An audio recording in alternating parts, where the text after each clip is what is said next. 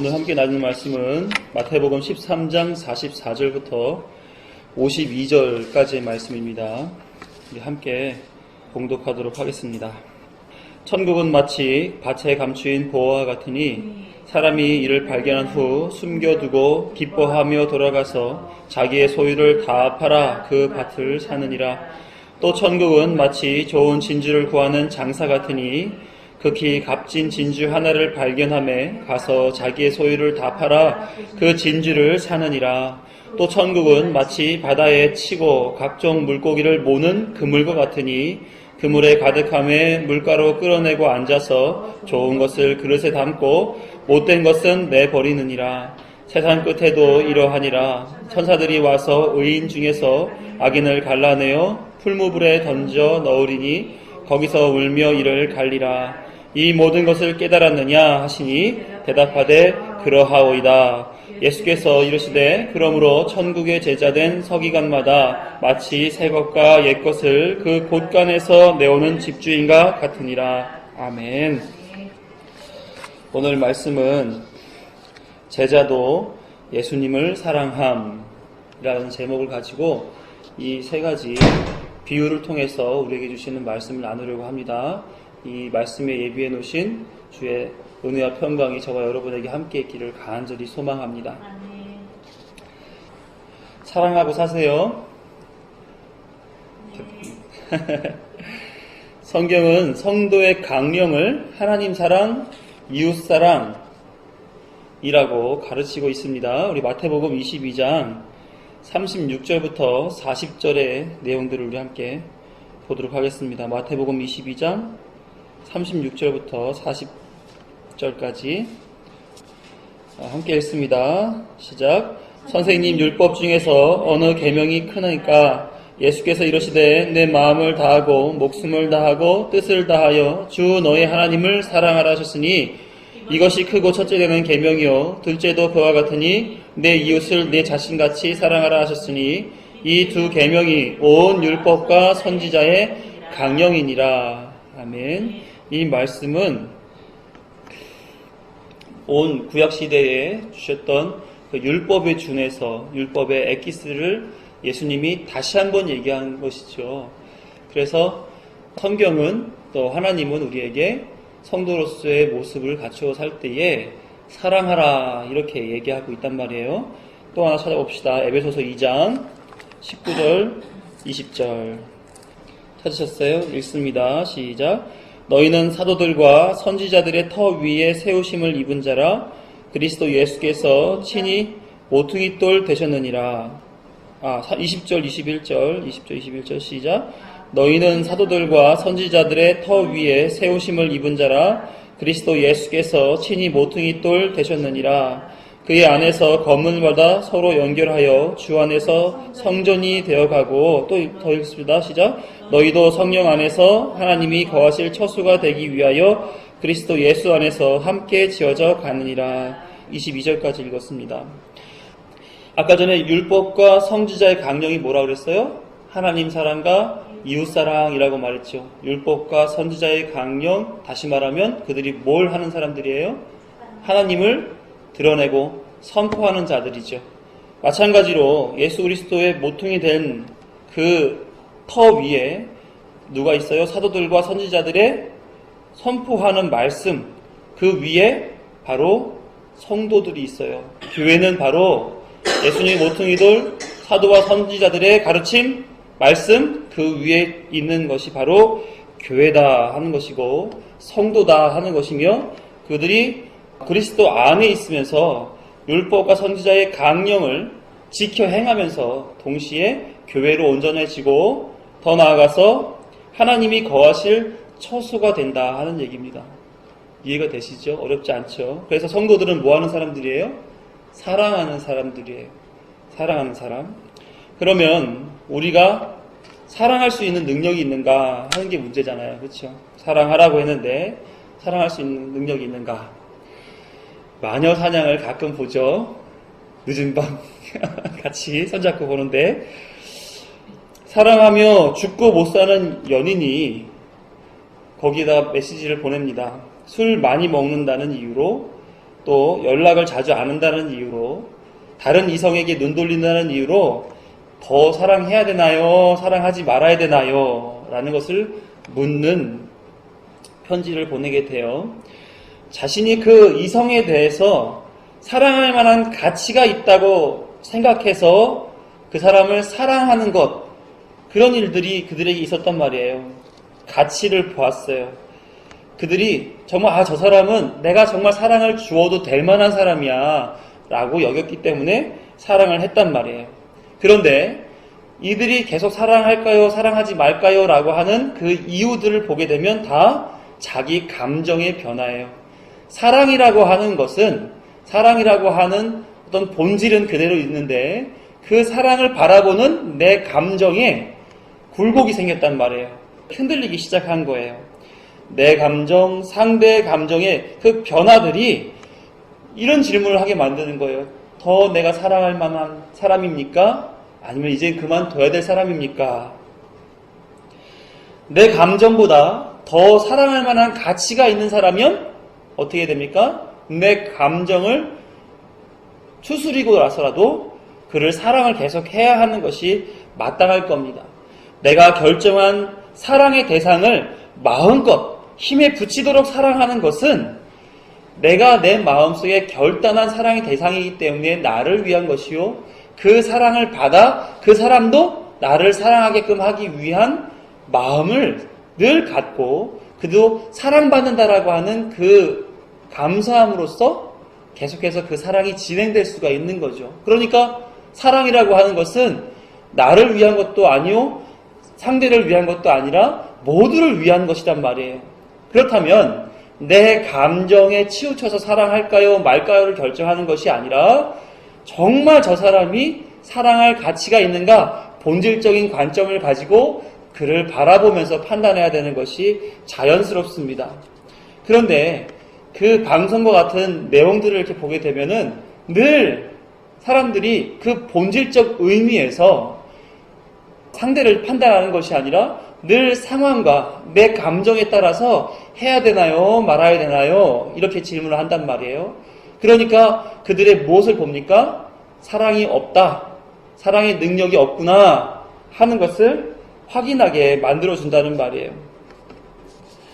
비단 그 사랑의 능력이라고 하는 것이 그 젊은 사람들에게만 없겠는가 하는 거죠.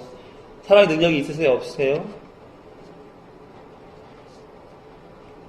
대답을 못하는 거 보니까 늘 우리는 매일 매 순간마다 사랑의 대상을 만나요. 나이나 학력이나 재물에 가지고 있는 여부 등을 따라서 사랑할 대상자가 늘 바뀌어요. 아침에 일어날 때는 우리 애들이고, 직장에 출근하게 되면 직장 일과 동료고, 또 회사고, 또 나와서 친구를 만나게 되면 내 사랑할 대상은 그 친구들이죠. 또 지나가다가 어른을 만났을 때엔 인사하는 것이 당연한 것처럼 어려운 이웃을 만났을 때는 그 이웃을 돕는 것이 사랑할 내용인 거예요. 그래서 길 건널 때에 짐을 많이 들고 가는 그런 어른들을 만나면 짐도 들어줄 때가 있고, 오르막길을 오를 때 힘겨워하는 리어카가 있으면 뒤에서 밀어줄 수도 있는 것이고, 그렇기 때문에 우리 인생 속에서는 사랑의 대상이 늘 바뀌어요. 그런데 우리가 그 대상 바뀌는 그 순간마다 그들을 향한 바른 사랑의 모양을 보여주는가 하는 거죠.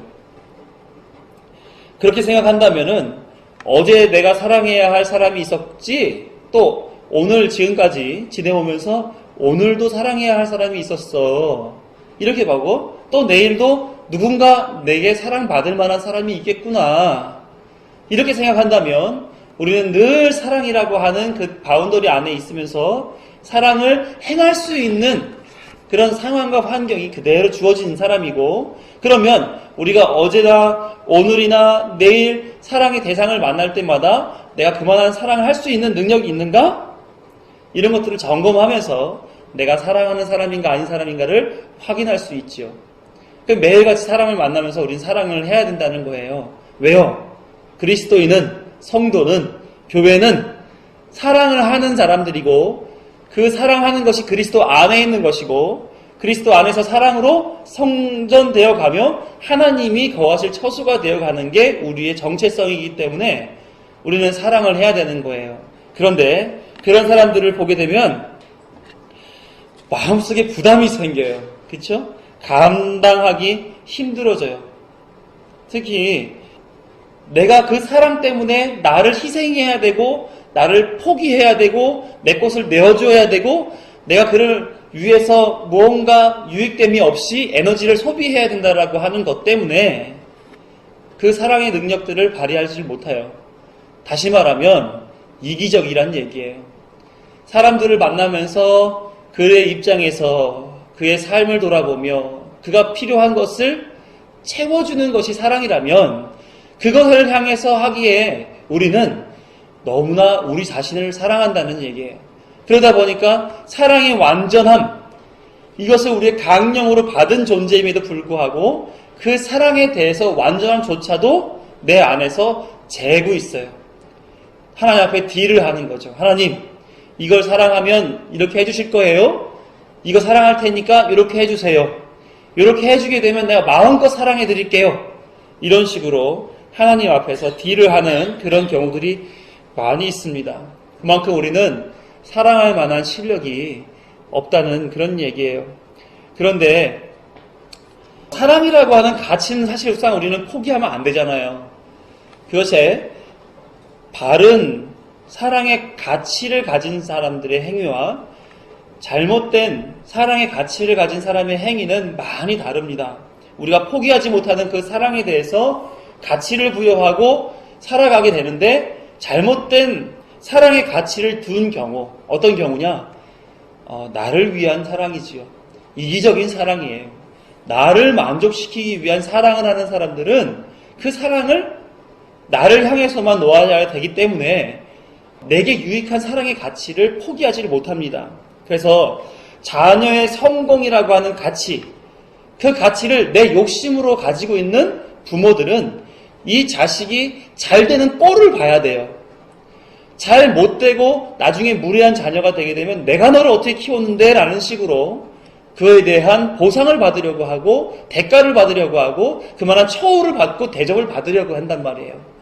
뿐만 아니라 그 자녀가 죽게 되면 부모보다 먼저 세상을 떠나게 됐을 때는 부모는 내가 너를 어떻게 키워서 지금까지 고등학생, 대학생 이렇게 장성하게 키워놨는데 감히 나보다 먼저 죽어? 그래서 이 부모의 가슴에 그 욕심을 채우지 못했다라고 하는 못을 박냐고? 이러면서 자녀가 먼저 하나님의 부름 받고 천국에 가는 것은 기뻐할 일이나 내 눈앞에서 내가 만족해야 할, 내가 욕심내었던 것들을 성취하지 못했다라고 하는 그 이유로 가슴에 못을 받고 하나님 앞에 가는 것에 대한 감사를 돌려드리지 못하고 그것으로 이 자녀에 대해서 언짢게 생각하는 그런 부모들도 있다는 겁니다. 그건 불쌍한 일도 아니고 불행한 일도 아닌데 우리 딸 불쌍하다고 우리 아들 먼저 하나님 나라에 먼저 부름받아 나간 것에 대해서 이 세상을 하직한 것에 대해서 안타까워하는 것을 보게 되면 정말 욕심들이 많구나 하는 생각을 갖게 돼요. 이쁜 몸매에 가치를 둔 아가씨 아줌마들은 절대로 그 이쁜 몸매가 한번 딱 완성이 된 다음 다이어트를 포기하지 못하죠. 왜요? 나를 만족시키는 가치니까. 주식으로 한번 돈을 좀 벌어본 사람은 계속해서 떼돈 벌겠다고 그 주식의 투자에 대해서 포기하지 못합니다. 그래서 출근 한 9시부터 주식시장이 열리기 때문에 9시부터 주식 정보에 눈을 떼질 못하는 거예요. 이것은 잘못된 사랑에 대한 사랑에 가치를 둔 사람들의 행태가 되는 것이죠. 우리는 여기에 많이 익숙합니다. 그렇기 때문에 우리는 사랑이라는 이름으로 다른 사람들한테 횡포하는 경우도 있고 사랑이라는 이름으로 다른 사람들의 머리 위에 또는 그 사람들을 이용하고 또는 그 사람들을 넘어뜨리려고 하는 나 중심적인 사랑, 그런 사랑을 행할 경우들이 많이 있죠. 그러나 바른 사랑의 가치를 둔 경우라면 어떠한 경우가 되는가? 우리는 오늘 본문을 통해서 이 바른 사랑의 가치를 둔 경우가 무엇이며 이것이 어떠한 내용을 갖고 있는가 하는 것에 대해서 한번 말씀을 통해서 알아보도록 하는 겁니다. 자, 오늘 말씀을 보게 되면 천국에 대한 비유가 또 나와요. 비유는 뭐라 그랬어요? 실체가 있고 그 실체를 설명하기 위해서 뭔가 대신 보여주는 것을 비유라고 말을 했잖아요. 여기는 지금 천국에 대한 비유예요. 그래서 44절을 보면 천국은 마치 밭에 감추인 보화와 같으니 이렇게 말하면서 천국은 뭐 같다 그랬어요? 보화와 같다. 그런데 어느 날 사람이 이를 지나가다가 발견하게 됐어요. 그랬더니 보화가 있네? 하고 그것을 숨겨놓고 집에 돌아갈 때 너무너무 기뻐한 거예요. 기뻐하며 집을 돌아갔어요. 그리고 자기가 가지고 있는 모든 재산들을 다 팔아서 그 밭을 사게 됩니다. 희한하죠? 발견했으면 지금 같으면 어떻게 해요? 그냥 파서 가져가면 되잖아요. 그렇죠? 그런데 숨겨뒀단 말이에요. 왜냐하면 당신은 그 땅에서 뭔가를 가져갔었을 때 나중에 누군가가 저거 내 재산이야 라고 했으면 다시 돌려놔야 되는 풍습이 있었어요. 우리는 길이 떨어진 돈이나 귀중품들은 다 내 거잖아요. 그렇죠? 내 눈에 보였으면 다 내 건데 당신은 그렇게 눈에 보이는 보화가 있다 할지라도 원주인이 나타나서 이것이 이러한 상황에서 이렇게 없어진 거다라는 것이 증명이 되면 그대로 돌림 받아야 되고 또 그만큼의 처벌을 받아야 되기 때문에 함부로 땅에서 보화를 캐내갈 수가 없었어요. 그런데 왜 보화가 땅에 있었을까요? 당시 은행 같은 게 없었잖아요. 금고 같은 것도 없었고. 그래서 이 사람들에게는 제일 안전한 보관 수단이 내 땅 가운데다가 땅을 깊게 파가지고 거기에 보화를 묻는 것이 그들의 안전한 보관 방법인 거예요. 그런데 생각해 보세요. 보화를 어떻게 했을까요? 깊이 묻었을까요? 낮게 묻었을까요? 원주인이? 당연히 깊게 묻죠. 내 건데 누가 가져가면 안 되니까. 그런데 지나가다가 어떤 사람이 볼 수 있을 정도가 되면 저 보화는 어떤 보화인 거예요? 주인이 관리를 안 하는 보화죠. 다시 말하면 당신은 건강, 예를 들어 전염병이라든지 이런 것 때문에 건강을 순식간에 잃어서 죽는 사례들이 많았고 또 가족 중에 남자들이 전쟁에 나와가지고 많이 죽음을 당하는 그런 때였단 말이에요. 그러다 보니까 남자들이 갔다가 묻었는데 남들이 다 죽어버린 거예요. 그럼 어떻게 돼요? 그 보화들은 관리가 안 되는 거죠. 시간이 지나 세월이 지나 땅에 묻어 있었던 그 보화들이 드러나지게 된 거예요. 다시 말하면 강팍한 심령 속에 깊게 있었던 종교의 어떤 하나님을 향한 그런 갈망들이 살짝 드러나졌을 때 그것을 발견한 사람은 그것을 쟁취할 것이고 발견하지 못한 사람은 그대로 땅에 있는 거라 발견할 수가 없는 거예요. 다시 말씀을 드리면 이 사람이 그것을 봤어요. 봤으니 그것을 가져갈 만도 한데 그때 당시의 풍습상 전통상 그걸 가져갈 수 없으니까 어떻게 해요? 저거는 주인이 관리 안 한 보화야. 그럼 저 땅을 내가 소유해서 저 채로 내가 가져가야지. 이런 생각을 하는 거예요.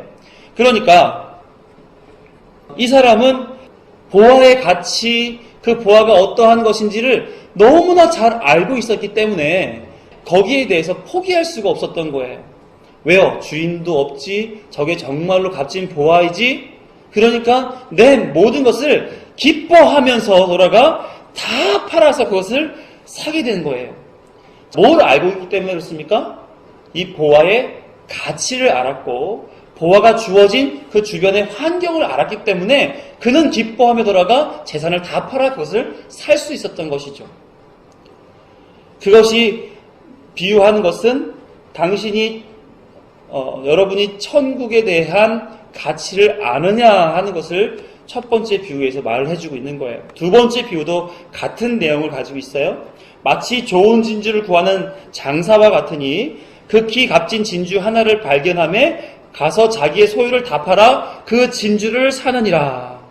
이 극히 값진 진주는 분명히 이 상인이 평생을 다 바쳐 지금까지 한 번도 보지 못했던 그만한 가치가 있는 보석이었다라고 하는 거예요. 그러니까 자기가 여태까지 벌어들였던 모든 소유를 다 팔아서 그 진주를 사려고 했던 거 아니겠어요? 이것은 어떤 것을 얘기하는 겁니까? 똑같이 진주는 천국을 비유하는데 그 진주에 대한 가치를 아는 거예요. 진주에 대한 가치를 아니까 이 장사는 그 진주를 포기할 수가 없는 거죠. 내 일평생 내 가진 모든 소유라 할지라도 이 진주를 내가 소유하려면 다 바쳐도 아깝지 않다, 이렇게 여기는 거란 말이에요. 그래서 우연하게 천국을 발견한 것 같은 이 밭에 감추인 보화를 발견한 이 사람, 우연히 천국을 발견한 거죠. 또 열심히 진주를 찾아다니던 사람인데 정말 값진 진주를 발견했던 그 사람, 그건 어떻게 발견한 거예요? 열심히 찾아 얻은 거죠. 우연히 주어지게 된 천국이나 열심히 그것을 구하여 얻은 천국이나 이 천국의 가치를 아는 사람은 그것을 얻기 위해 자기의 모든 것을 들여서 자기 소유화 시켰다라고 말하는 거예요. 그것을 아까워했습니까? 아니요. 기뻐하면서 했단 말이죠. 그것이 우리가 바라는 그 천국에 향한 그 길이라는 거예요. 그러면 그리스도인이 하나님의 나라를 소유할 때 있어서는 하나님이 먼저 창세전에 선택하셔서 우리로 살게 하셨지만 우리에게도 성도됨에 책임이 있다면 뭐가 있겠어요? 처음에 서두 얘기했던 것처럼 사랑하는 거예요. 사랑하는 것. 하나님 나라에 대한 가치를 아는 사람이라면 그 사랑하는 것에 전폭적인 투자, 내가 가지고 있는 것에 모든 것을 드린다 할지라도 그 사랑이 나에게 들어오게 된다면, 그 천국이 내게 들어온다면 그 사랑을 공급하는 데 있어서 아깝지 않다는 거예요. 사랑의 본질을 말씀드리는 거예요. 그러다 보니까 그 사랑이 내 감정적이냐 본질이냐, 내 감정이 내 본질을 이상 넘긴다 그러면 내 주관대로 사랑하겠지요. 그러면 사랑이 한계를 가져요. 그런데 본질적인 사랑, 이 천국을 소유하게끔 만들어주는 그 사랑을 이해하고 있다면 보화가 담겨있는 땅을 사는 자와 극히 값진 진주를 사는 그 장사와 같이 자기 소유와 자기의 모든 에너지와 자기의 모든 열정과 자기 모든 능력들을 다 발휘하여 사랑하는 데 주저하지 않는다라고 말씀하시는 거죠. 빌립보서 3장 4절부터 8절 우리 함께 봅니다. 함께 읽습니다. 시작. 그러나 나도 육체를 신뢰할 만하며 만일 누구든지 다른 이가 육체를 신뢰할 것이 있는 줄로 생각하면 나는 더욱 그러하리니 나는 8일 만에 할례를 받고 이스라엘 족속이요 베냐민 지파요 히브리인 중에 히브리인이요 율법으로는 바리새인이요 열심으로는 교회를 박해하고 율법의 의로는 흠이 없는 자라. 그러나 무엇이든지 내게 유익하던 것을 내가 그리스도를 위하여 다 해로 여길 뿐더러 또한 모든 것을 해로 여김은 내 주 그리스도 예수를 아는 지식이 가장 고상하기 때문이라. 내가 그를 위하여 모든 것을 잃어버리고 배설물로 여김은 그리스도를 얻고, 계속 읽어요. 그 앞에서 발견되려 함이니 내가 가진 의는 율법에서 난 것이 아니요 오직 그리스도를 믿음으로 말미암은 것이니 곧 믿음으로 하나님께로부터 난 의라. 아멘. 사도 바울은 고백합니다. 내가 가진 것, 내가 배웠던 것, 소유했던 것, 행했던 것, 이것이 당시 유대인들에게는, 당시 바리새인들에게는 그것이 얼마나 가치 있는 일이었는가. 너희들도 보다시피 난 그런 일을 했던 사람이야. 하지만 나는 그거를 다 해로 여겨. 뭐 하려고요? 9절에서 8절 끝에서부터 그리스도를 얻고 그 안에서 발견되려 함이니, 그리스도를 얻어서 그리스도 안에 내가, 혹은 내 안에 그리스도가 발견되는 그 일을 행하기 위해서라도 나는 이 땅에서 가치 있다라고 했던 것들을 다 배설물로 여긴다. 이렇게 얘기하고 있는 거예요. 그리스도를 만난 그 기쁨이 충만했던 사도 바울, 천국 소유에 대한 기쁨이 충만했던 이 두 비유의 대상자들은 자신들이 가지고 있었던 모든 소유를 다 내어놓고 자기가 정말 그것 때문에 모든 것을 잃는다 할지라도 그것을 하기 위해서 최선의 노력을 다했다라고 하는 것을 우리는 성경에서 볼 수 있다는 거예요. 그것을 철저한 제자도라고 얘기할 수가 있는 겁니다. 사도 바울은 그것을 통해서 예수 그리스도 밖에서 안에서 다 자신이 밝혀지기를, 발견되게 되시기를 소망하면서 했습니다. 어떤 경우로 인해서 그런 일이 벌어졌냐면은 8절에 중간 정도 보면은 내 주 그리스도 예수를 아는 지식이 가장 고상하더라라고 하는 거예요. 하나님을 아는 지식이 가장 중요하더라. 예수 그리스도를 아는 지식이 가장 중요하더라. 하나님과 예수님을 아는 것, 영생은 하나님과 그 보내신 예수 그리스도를 아는 것이다 라고 말했던 그 부분에 있어서 사도 바울은 그것을 절감하고 있었던 거예요. 그거 하려고 보니 나는 내 것이 포기가 되고 내 것이 가치가 없어지고 내 인생에 그것은 아무 의미가 없어지더라 라고 천국에 하나님의 예수 그리스도에 대한 그 가치 있음을 이렇게 드러내고 있다는 거예요. 그래서 철저한 제자도는 뭘 얘기하는 겁니까? 천국을 아는 거예요. 하나님을 아는 거라고. 그러니까 그것을 살 수가 있는 거예요. 그러니까 예수 그리스도를 아니까, 예수 그리스도가 누군지를 아니까, 그가 어떠한 분이신지를 아니까 사도 바울을 비롯하고 또한 다른 사도들도 다 자기를 부인하고 자기 십자가를 지고 예수 그리스도를 쫓아나간 거예요. 세상 끝날까지 내 증인이 되리라고 말했던 그 증인 되려고 사람들은 쫓아나갔단 말이에요. 하나님을 아는 속에서 자라나는 것이야말로, 예수 그리스도를 아는 것에서 자라나는 것이야말로 이와 같이 천국을 소유하는 자들이 된다는 얘기예요. 계속해서 봅시다. 47절, 오늘 본문 마태복음 13장 47절부터요. 시작. 또 천국은 마치 바다에 치고 각종 물고기를 모는 그물과 같으니 그물이 가득함에 물가로 끌어내고 앉아서 좋은 것은 그릇에 담고 못된 것은 내버리느니라. 세상 끝에도 이러하리라. 천사들이 와서 의인 중에서 악인을 갈라내어 풀무불에 던져 넣으리니 거기서 울며 이를 갈리라.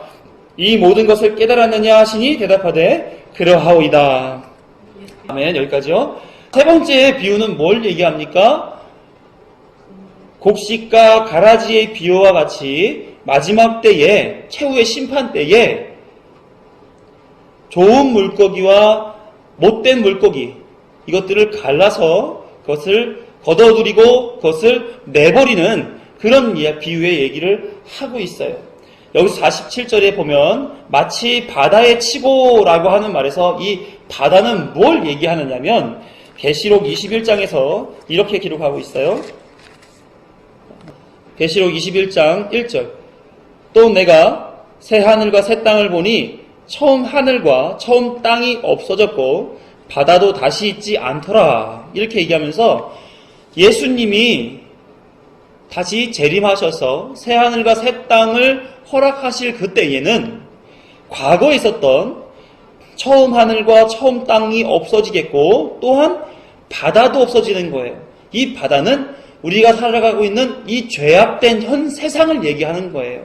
그래서 천국은 마치 이 현 세상에 각종 물고기를 잡아들이기 위해서 그물과 같은 것이다 라고 얘기하면서 그 그물은, 천국을 소유하게 만들어주는 그물은 나중에 가득 차서 꺼내었을 때 그 안에 좋은 것과 못된 것을 구별한다 라고 얘기하는 거예요. 이해가 되시죠? 그래서 이런 것들이 천국을 소망하고 예수 그리스도를, 하나님을 알았던 자들이 하나님 앞에, 예수 그리스도 앞에 사랑하여서 최선의 것을, 내 모든 것을 내어드리는데 전념했단 말이에요. 그런 자들은 이렇게 이어지는 것과 같이 좋은 것이라 분류가 되고, 그렇지 못한 자들은 못된 것으로 분류가 되어서 반드시 심판하게 된다라고 하는 거예요. 자, 그래서 51절을 계속해서 봅니다. 51절 다시 읽어볼게요. 시작. 이 모든 것을 깨달았느냐 하시니 대답하되 그러하오이다. 아까 전에 제자도가 뭐라고 그랬어요? 아는 것. 천국을 알고 하나님을 알고 예수 그리스도를 알고 성경에 대해서 아는 것을 가장 큰 제자도라고 말했는데, 예수님이 지금 천국 비유를 쭉 가르쳐 주어 주시고 물어보시는 거예요. 내 말 알아듣겠니? 확인하신단 말이에요. 내 말 알아듣겠니? 그랬더니 제자들이 뭐라고 답변했다는 얘기예요? 그러하오이다. 마태복음 13장을 다시 봅니다. 마태복음 13장 13절부터 15절까지의 말씀 함께 읽습니다. 그러므로 내가 그들에게 비유로 말하는 것은 그들이 보아도 보지 못하며 들어도 듣지 못하며 깨닫지 못함이니라. 이사야의 예언이 그들에게 이루어졌으니 일렀으되 너희는 듣기는 들어도 깨닫지 못할 것이요 보기는 보아도 알지 못하리라. 이 백성들의 마음이 완악하여져서 그 귀는 듣기에 둔하고 눈은 감았으니 이는 눈으로 보고 귀로 듣고 마음으로 깨달아 돌이켜 내게 고침을 받을까 두려워함이니라 하였느니라. 그러나 너희 눈은 봄으로 너희 귀는 들음으로 복이 있도다. 내가 진실로 너희에게 이르노니 많은 선지자와 의인이 너희가 보는 것들을 보고자 하여도 보지 못하였고 너희가 듣는 것들을 듣고자 하여도 듣지 못하였느니라. 그런즉 씨 뿌리는 비유를 들으라. 아무나 천국 말씀을 듣고 깨닫지 못할 때는 악한 자가 와서 그 마음에 뿌려진 것을 빼앗나니 이는 곧 길가에 뿌려진 자요. 자, 여기까지 읽어볼게요.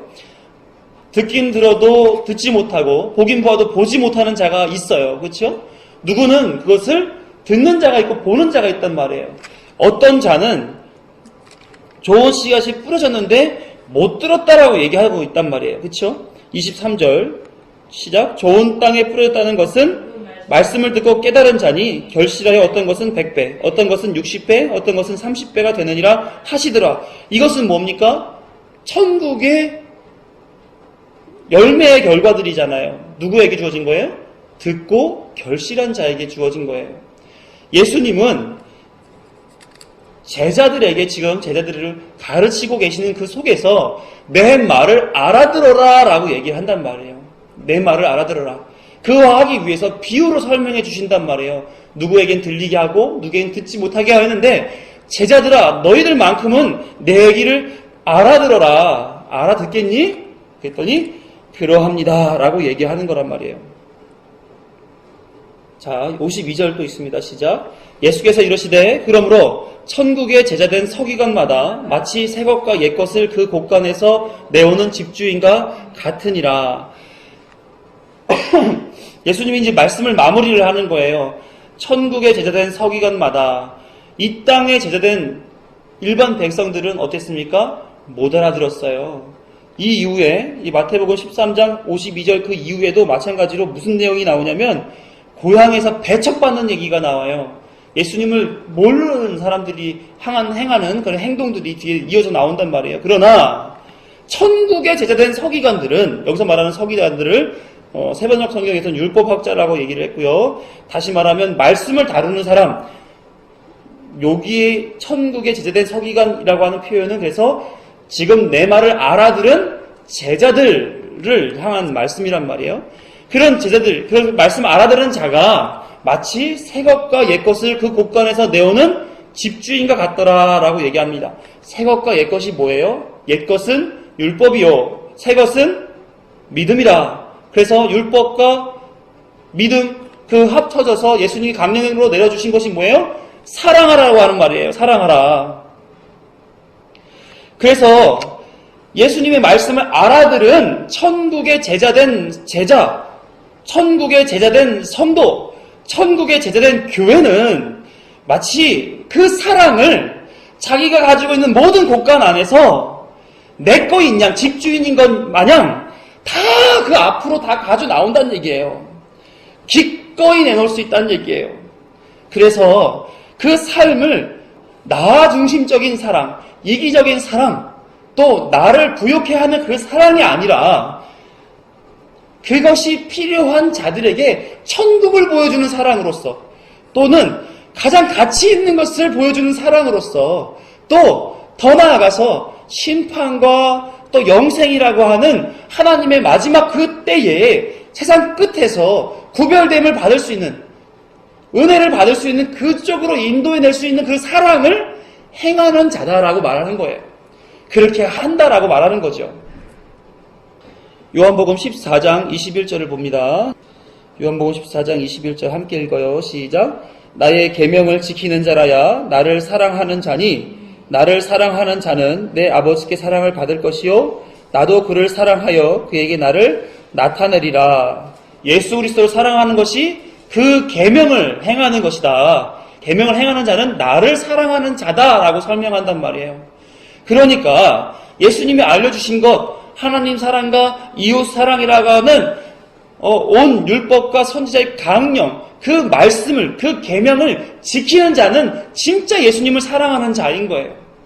천국을 소유한 자요, 그 가치를 아는 자요, 그것에 대해서 준행하는 자요, 준행하기에 모든 것을 내어주어도 아깝지 아니하는 자다라고 얘기하는 거란 말이에요. 그러니까 초대교회 당시에 교회가 막 세워지려고 곳곳에서 디아스포라로 사람들이 모여서 어떤 일을 벌였습니까? 사도행전 2장 43절부터 47절까지 시작. 사람마다 두려워하는데 사도들로 말미암아 기사와 표적이 많이 나타나니 믿는 사람이 다 함께 있어 모든 물건을 서로 통용하고 또 재산과 소유를 팔아 각 사람의 필요를 따라 나눠주며 날마다 마음을 같이하여 성전에 모이기를 힘쓰고 집에서 떡을 떼며 기쁨과 순전한 마음으로 음식을 먹고 하나님을 찬미하며 온 백성에게 칭송을 받으니 주께서 구원받는 사람을 날마다 더하게 하시니라.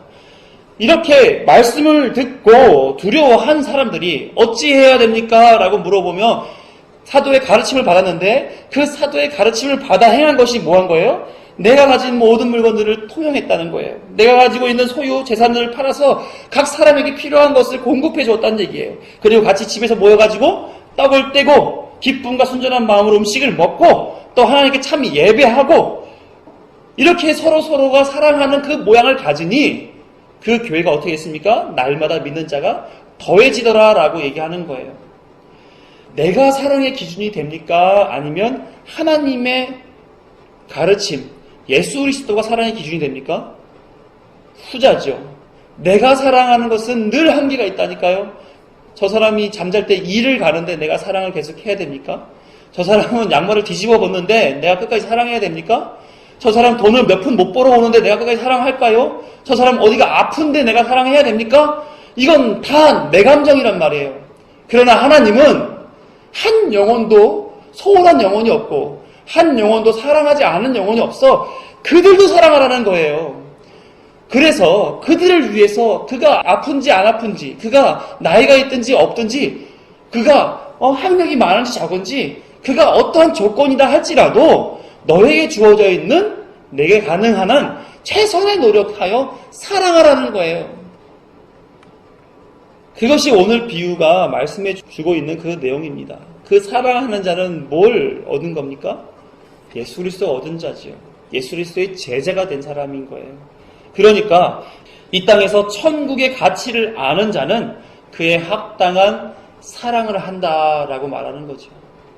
천국을 아는 자, 하나님을 아는 자, 예수 그리스도 아는 자, 그 아는 만큼 사랑하는 거예요. 그러나 그 아는 만큼이 없이 내가 그 알의 주체가 되고 내 알의 전부가 된다면 그러면 사랑할 수가 없는 거죠. 적당히 사랑하는 거죠. 적당히는 원수도 지 자식 사랑하는 것도 적당히고 또 다른 사람들도 다 적당히 사랑하고 살아요. 왜? 이기적이니까. 그러나 관계 중심적 사회에서 살고 있기 때문에 적당히 사랑하지 않으면 관계가 이루어지지 않으므로 적당히 사랑은 누구나 한단 말이에요. 그러나 예수 그리스도가 우리에게 말씀해 주시려고 하는 그 사랑은 자기의 소유를 다 팔아 사랑하는 거예요. 사랑의 대상에게 만족함을 주는 그런 사랑이란 말이에요. 그런데 그것이 정말로 가치 있는 것은 뭔지 압니까? 그 사랑이 가서 끝나는 것이 아니라 최후의 심판 때에 나에게 돌아온다는 거예요. 우리는 그걸 바라보고 사랑할 수가 있는 거죠. 그것 때문에 사랑할 수가 있는 것이고 그것을 가르쳐 주신 그 예수 그리스도가 내 안에 혹은 내가 예수 그리스도 안에 존재한다라고 하는 그 가르침과 하나님의 뜻과 목적을 통해서 우리는 사랑할 수 있어요. 그리고 기준이 내게 있는 것이 아니라 하나님께 있어야 되고 예수 그리스도께 있어야 되는 것이고 그것에 대해서 우리는 끊임없이 알아가며 사랑의 실천을 우리는 해내야 된다라고 하는 겁니다. 사랑하는 성도 여러분, 사랑하실 수 있으시겠어요? 이 말씀을 듣고 우리는 이런 결단이 있어야 돼요. 사랑하려고 노력할게요. 이런 개념이 아니라 제가 천국을 봤거든요. 사랑하겠습니다. 라고 나와야 돼요.